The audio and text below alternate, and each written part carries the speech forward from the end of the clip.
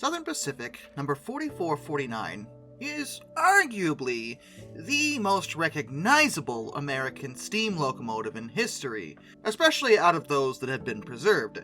This is mostly due to her bright colors, as she's painted in Southern Pacific's daylight paint scheme, which is something that you don't see a lot of, especially in America when it comes to steam locomotives. The vast majority of them are, well, black, because steam locomotives produce a lot of soot and dust, and it was just easier to paint them black rather than have to clean them consistently. But Southern Pacific's GS-4s were a little bit different, as they gave them partial streamlining and some bright colors to make them stand out. But 4449's road into preservation wasn't exactly a smooth one necessarily, and while we have discussed her before, I thought it might be appropriate to give her her own full documentary. Hello, welcome to another episode of History in the Dark. I am your host, Darkness the Curse. And before we begin, as always, thank you so much to my generous patrons, my British rail critics, and of course my underwater train finders. You are the reason why this content remains happy! Because Southern Pacific 4449 is like the happiest looking steam engine around. And this is her story.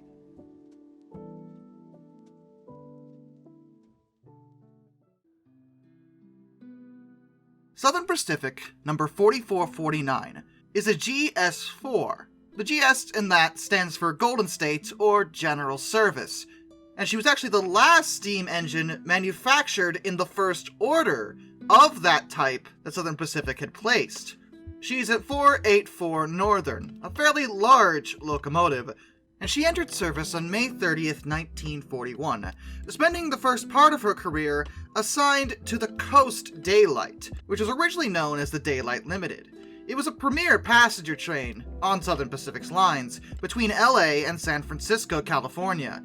It was advertised as the most beautiful passenger train in the world, and the GS-4s were very good locomotives, and 4449 was no exception. She pulled the train flawlessly, and that wasn't the only one she was assigned to. After the arrival of newer GS-4s, as well as the GS-5s, 4449 was then assigned to the Golden State route, as well as the Sunset route passenger trains. And then in the early 1950s, she was reassigned again to the Coast Division. Southern Pacific kept their steam engines around a bit longer than most, though they were starting to dieselize. However, 4449 still put in solid work throughout the 1950s. She actually pulled a special 10-car train with her sister, Southern Pacific 4447, for the Railway and Locomotive Historical Society from Los Angeles to Ueno, California, and back again. And by late 1955, she was actually still one of the few daylight steam engines that was still in daylight colors. It was harder to maintain the look of that bright orange, so many of her siblings had been painted black or gray. But by the end of that year, she too fell in line with this practice to minimize costs, and her side skirting was removed. This is because she wouldn't be pulling passenger trains that often anymore. Dieselization of the Coast Daylight in January of that year saw to that, so she didn't really need the streamlining at all. She still occasionally pulled passenger trains, like the San Joaquin Daylight between Oakland and Bakersfield, but mostly she was doing fast freight and helper service.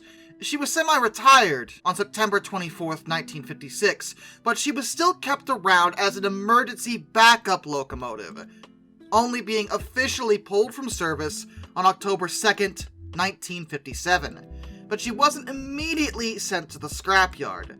She was put in storage with several of her sisters at Southern Pacific's Bakersfield Roundhouse. She stayed there until 1958.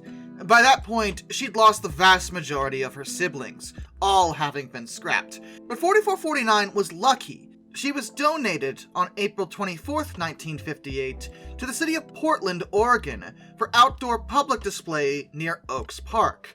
But she wasn't chosen for any specific reason beyond convenience. See, she was the first in the deadline of steam locomotives destined for the scrapyard. She was the easiest to move, so purely based on that, she was pulled from the line and sent to Portland. She would be the only GS-4 to survive into preservation. She does have a cousin, a GS-6, 4460, but outside of these two, No other GS steam locomotives were preserved.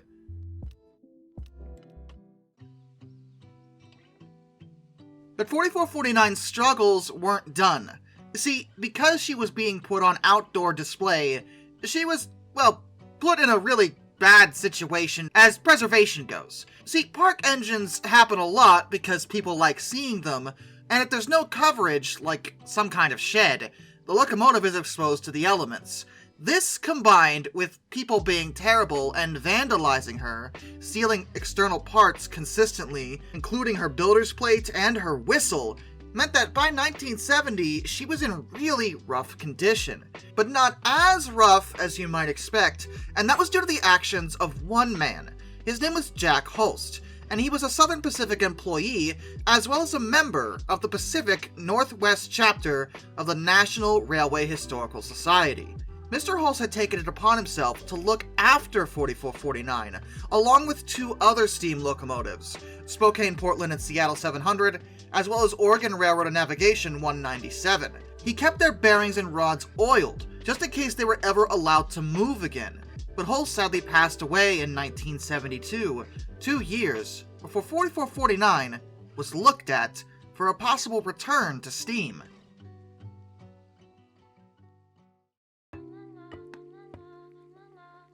In 1974, she was evaluated for restoration as she was viewed as a candidate to pull the American Freedom Train. Now, the history of the American Freedom Train could probably be its own video, but I'll give you a quick rundown. The first of such train was a national tour that was proposed in April of 1946 by Attorney General Tom C. Clark. He believed that Americans had begun taking the principles of liberty for granted in the post-war years, and he felt this kind of national stunt might remind people of what America should stand for. The second one, which is what we're talking about now, was to happen between 1975 and 1976, which is to commemorate the United States bicentennial. The original one had actually been pulled by an Alco PA, numbered 1776. She was built specifically for the first Freedom Train. But this time they were looking at a steam engine because they thought that a steam locomotive might attract a lot more attention than diesels, which by that point were a dime a dozen. When they looked at 4449's bearings and rods, they found them to be in excellent condition due to the efforts of Jack Holst. So she was selected because even though she'd been in the weather and had been vandalized, that damage was generally pretty superficial. Her actual core components, the vital, expensive stuff, was alright. So she was removed from the display on December 13th, 1974, and restored at the Burlington Northern Railroad's Hoyt Street Roundhouse in Portland. She returned to operation just a few months later, April 21st, 1975, and they did repaint her, though not to her original daylight colors. They gave her a special paint scheme of red, white, and blue, since America. Because her original whistle had been stolen, she was given two replacement whistles, a Hancock 3-chime from a Spokane, Portland, and Seattle Railway Challenger on the driver's side, and a second one that was actually a remnant of one of her sisters on the fireman's side, though the latter would eventually be swapped out for a Southern Pacific 6-chime. Now, some sources will actually say that 4449 pulled the train throughout the entire country, and technically speaking, you could say that it was most of the continental United States, but she was only responsible for the western portions of the country. It just happened that encompassed most of the planned routes. The eastern portions were covered by Reading 2101, which had been recently restored by Ross Rowland. And in Texas, yet another locomotive, Texas and Pacific 610, handled pulling the train then. But 4449 still pulled for most of it. In fact, she was at the head of the train for a total of 82 of the 138 stops for the event. And after the event ended, they didn't just throw her back in the park. She then pulled an Amtrak special, the Amtrak Transcontinental Steam Excursion, during 1977. And after 2 years on the road, she then was put back into storage in Portland. But this time, they put her under protective cover. She hung out there for a couple years, and in 1981, she was returned to her original daylight color scheme for Rail Fair 81 and the opening of the California State Railroad Museum in Sacramento. She was present along with Union Pacific's 844 and 3985, In 1984, she pulled an all-daylight painted train from Portland via Los Angeles to New Orleans, Louisiana, and back to publicize the World's Fair. It should be stressed that that was a 7,477-mile journey. That's 12,033 kilometers round trip, and that made it the longest steam train excursion in the history of the United States. And there was only one minor incident. On June 11th, she was approaching Del Rio, Texas, still heading towards New Orleans, when the retention plate that holds the drawbar pin in place disconnected and fell between the ties. That allowed the tender, and the entire rest of the train, to uncouple from 4449. While she accelerated all alone, the crew noticed this pretty much immediately because, and applied the brakes. She still had enough steam left to back up and reconnect to her tender, and repairs didn't take very long, so she was only slightly behind schedule. Then in 1986, she became a bit of a movie star. She went to Hollywood to appear in a movie called Tough Guys, and pulled some business trains for the Southern Pacific again. In 1989, she met up with Union Pacific 844, again, to make a side-by-side entrance into Los Angeles Union Passenger Terminal for the station's 50th anniversary celebrations. Then they ran side-by-side on Santa Fe and Southern Pacific's parallel main lines through Cajon Pass, though 4449 actually would have to stop as her axle box got a bit overheated. 844 was fine though, she just kept on going. Sometime during the early summer of 1989, she actually had another whistle replacement. The one that she had on the engineer's side was given to Spokane, Portland, and Seattle number 700, and 4449 was given a replacement whistle, a Northern Pacific Hancock 3 chime. She would keep that one for the next 21 years. And later that same year, she would appear in another movie called Come See the Paradise. On April 26, 1991, she returned to Railfare 91 in Sacramento, again with Union Pacific's 844 and 3985, as well as the newly restored Southern Pacific 2472. She also attended the following year's NRHS convention in San Jose, with 2472 again, as well as UP 3985. On that trip, she was given another new whistle on the fireman's side, a Star Brass 5 chime whistle that was taken off of CB&Q M4 class locomotive. She would return to Railfare again in 1999, co-starring with Santa Fe 3751 and Union Pacific's 844 and 3985 again. Those three hang out a lot, I don't know if that was clear. And it was the last time she traversed the route of the Shasta Daylight, whose tracks are now owned by the Union Pacific Railroad. Then, in the year 2000, she was briefly repainted black and silver for a BNSF Employee Appreciation Special. It was traditional for Southern Pacific to paint freight locomotives in black, so because BNSF is a Class 1 freight carrier, they thought it was appropriate for the special to reflect Southern Pacific's old tradition. She also carried BNSF emblems for that train, but they were removed after it was over. Then, in very early 2002, she was repainted in her old American Freedom Train scheme.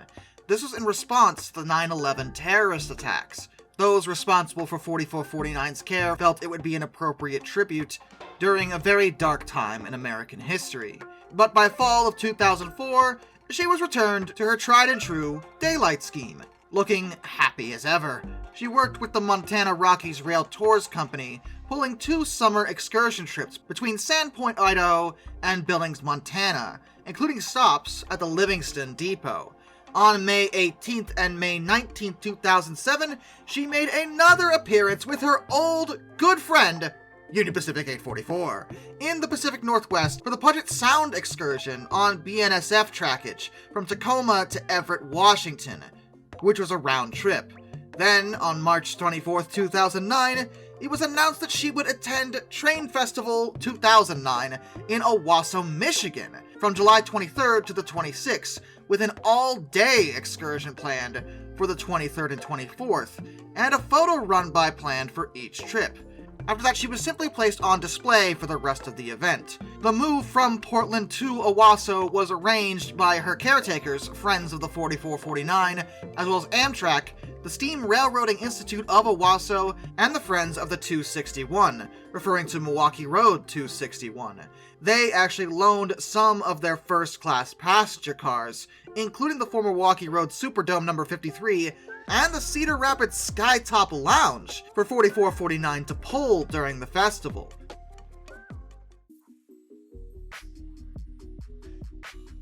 And the following time after the event, she would have to take a 2-year hiatus, as it was time for her mandatory 15-year inspection and overhaul. But that was completed in, like I said, just 2 years, which was pretty fast for a preserved steam locomotive. She was returned to service on November 25th, 2015, and from 2016 to 2019, she pulled several more excursion trains. But it's possible that for the foreseeable future, despite being in good working order, 4449 may not be seen running nearly as often.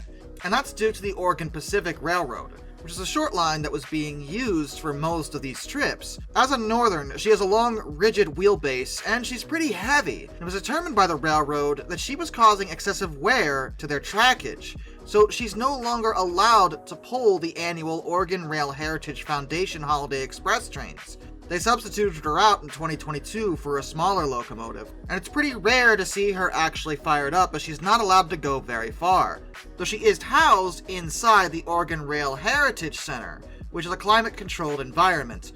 The Friends of Southern Pacific 4449 is a non-profit group that has taken care of her since 1991. She was originally at the Brooklyn Roundhouse in Portland, owned by Union Pacific, but they wanted to demolish that roundhouse to make the yard bigger. So the Oregon Rail Heritage Foundation wanted campaigning a permanent structure to house 4449 and her adoptive siblings, who she was also at the roundhouse with, SPNS 700 and ORNN 197. If you recall, they were the other two that were being taken care of by Jack Holst. I think you'd be happy to know that not only did all three survive, but are now kept in what can be described as the lap of luxury for steam locomotive preservation. There really isn't any more you could ask for when it comes to a facility for keeping these types of locomotives safe. So even though 4449 doesn't run nearly as often as she used to, she is safe, and I imagine will stick around for many years to come. And I always refer to her as the happiest steam locomotive in America just because of her colors. I mean, compared to her stablemates, she's positively joyous with that bright orange, and a lot better off than her cousin, the GS-6, number 4460. Her class was never painted in the daylight scheme as they were built during wartime, and they were nicknamed War Babies and Black Daylights. She's often referred to as the Forgotten Daylight because 4449 is so much more famous than her and has had a heck of an excursion career, whereas 4460 just kinda sits around. You know, cousin, I just think if you were a bit happier sometimes, people would be more willing to help you out. I know you want to run again, and I think you deserve to— Never! These humans, they care nothing for me! Okay, see, this is what I'm talking about. You just have to calm down. We'll just go out and get you a makeover. I wear this darkness to show the world my inner pain. Everyone must know that existence is suffering. I just don't know how to help you. I really want to. We're family. What is family but a connection of genetics? It means nothing in the grand scheme of things, just like everything else. Please, cousin, calm down. We live in a society! And with that, a special thank you goes to all my underwater train finders, Some Dude 267, Orange Glass, Benjamin Owens, Panzer Kitchen 131-232, Josh Johnson Medal for Life Guy, Anzac A1, Arthur Roy, Tommy Rossini, Lord Captain Von Thrust III, Joshua Long, Brian, Jack Carson's Rura Videos, Hayden DeGrow, Master of None, Lord Off 444, That Guy with the Beard, Mark Holding, Murder Drone Stall, A Person 723, DM Trouble Typhoon, Alfonso Lepuche, Royal Hudson 2860, Iserfer 1405, Charles Kwiatkowski, Matthew Wolf, Ohio Trucker 1, Mr. Sleepy, Matt Weaver, Alaric Jaspers, Tom Red Lion, NS Productions 8104, Hannah Bird, Hendrick Motorsports Fan 5, Wheeljack 8401, Rescues Greyhounds, Dr. Racer 78, and The Baxter. Till next time, this is Darkness, and I bid you all a fond farewell.